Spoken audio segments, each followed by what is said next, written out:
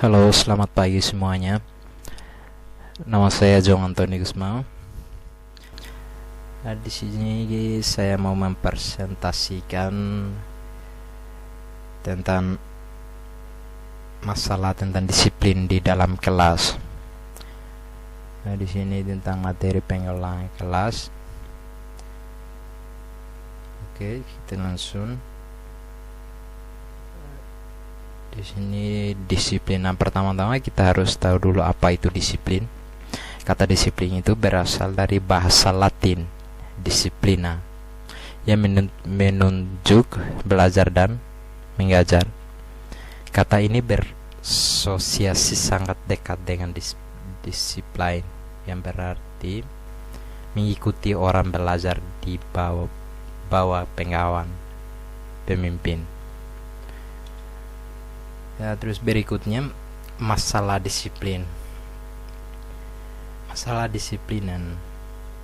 Siswa menjadi sangat berarti bagi kemajuan di sekolah. Yang tertib akan selalu menciptakan proses pembelajaran yang baik. Sebaliknya pada sekolah yang tidak tertib, kondisinya akan jauh berbeda. Pelanggaran-pelanggaran yang terjadi sudah dianggap barang biasa, dan untuk memperbaiki keadaan yang demikian tidaklah mudah. Hal ini diperlakukan kerja keras dari berbagai pihak untuk mengubahnya, sehingga berbagai jenis pelanggaran terhadap disiplin dan tata tertib sekolah tersebut perlu dicegah dan ditangkal. Nah, di sini dengan masalah ini ada yang penting. Hal tersebut itu tentang perbedaan. Kalau di sini, kalau yang disiplin yang tertib di salah satu sekolah itu otomatis itu memang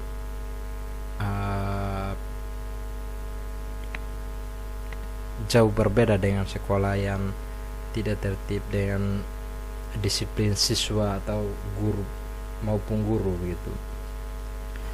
Seperti siswa-siswanya berantem begitu, disiplinnya gak kurang sopan begitu di salah satu sekolah, itu memang beda dengan sekolah yang tertib dengan disiplin, itu sopan dan rajin begitu. Selanjutnya kita masuk di masalahnya tentang disiplin. Rasa hormat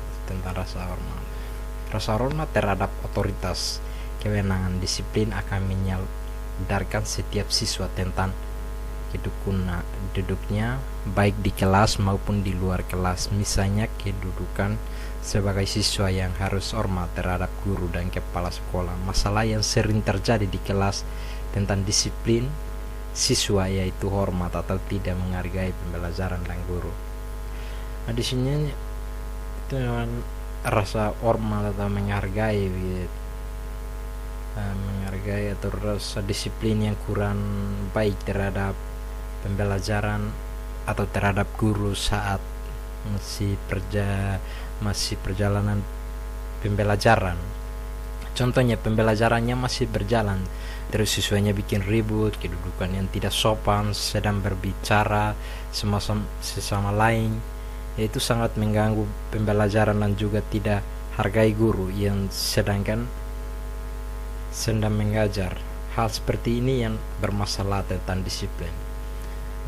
Contohnya kalau gurunya masih omong, terus masih belajar mengajar, terus siswanya di belakangnya omong sama lain, terus duduknya gak sopan, jalan ribut itu gak sopan, atau rasa hormat atau tidak menghargai guru yang sedang mengajar di depan.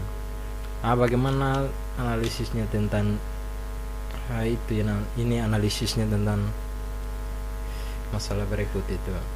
Melaporkan beberapa penyebab perilaku siswa yang indisiplin sebagai berikut itu. 1. Perilaku tidak disiplin bisa disebabkan oleh guru.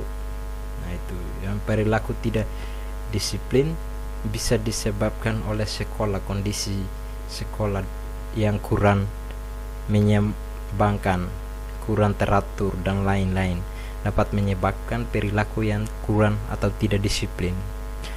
Perilaku tidak disiplin bisa disebabkan oleh siswa yang berasal dari keluarga yang broken home atau masih keluarga yang sering berantem begitu.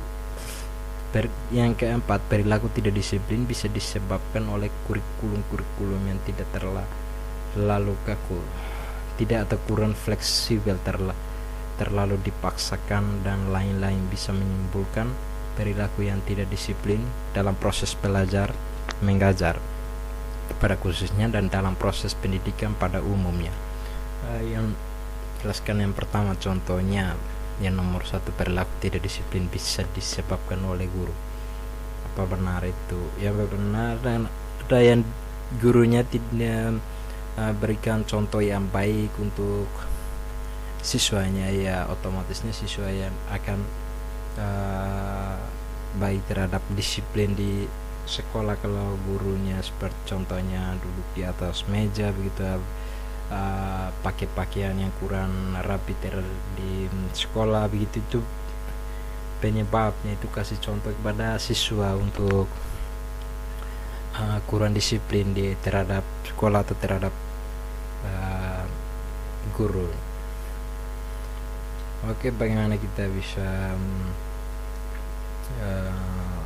solusinya begitu, bisa cegahnya? Itu permasalahan yang terjadi di atas. Seorang guru harus mampu membutuhkan